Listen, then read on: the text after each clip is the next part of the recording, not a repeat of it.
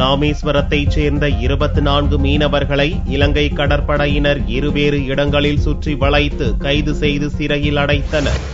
ராமேஸ்வரத்திலிருந்து புதன்கிழமையன்று 50க்கும் மேற்பட்ட மீனவர்கள் கடலுக்குள் மீன்பிடிக்க சென்றனர். வியாழக்கிழமையன்று அதிகாலை கச்சத்தீவுக்கும் தனுஷ்கோடிக்கும் இடையே அவர்கள் மீன்பிடித்துக் கொண்டிருந்த போது அங்கு வந்த இலங்கை கடற்படையினர் 9 மீனவர்களை கைது செய்து மன்னார் கடற்படை முகாமிற்கு அழைத்து சென்றனர். இதேபோன்று கடந்த 3ஆம் தேதி தொண்டி மற்றும் நம்புதாளை பகுதியிலிருந்து மீன்பிடிக்க சென்ற நாட்டுப்படகு மீனவர்கள் செல்வம், முனீஸ்வரன், முருகானந்தம் உட்பட 15 பேரை இலங்கை கடற்படையினர் வியாழக்கிழமையன்று கைது செய்து மன்னார் காவல் நிலையத்தில் அடைத்துள்ளனர். 5ஆம் தேதி தமிழக அரசு அனுமதியோட டோக்கன் வாங்கிட்டு நாங்கள் கடலுக்கு மீன் பிடிக்க போனோம்.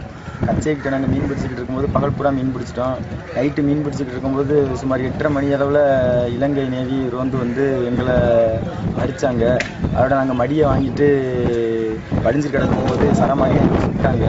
சரமாரியாக சுடவும் போது நாங்கள் கூட்டாக மீன் பிடிச்சிக்கிட்டு இருக்கும்போது நானும் மீன் கடலுக்கு போனேன். முன்னாடி ஓடி வந்துட்டேன். கைது செய்யப்பட்ட மீனவர்களை விடுவிக்க வலியுறுத்தி ராமேஸ்வரம் மீனவர்கள் திரளாக வந்து மீன்பிடித்துறை அலுவலகத்தை முற்றுகையிட்டு ஆர்ப்பாட்டம் நடத்தினர். இலங்கை கடற்படையுடைய இந்த நடவடிக்கை ஒரு அத்துமீறிய நடவடிக்கையாகும்.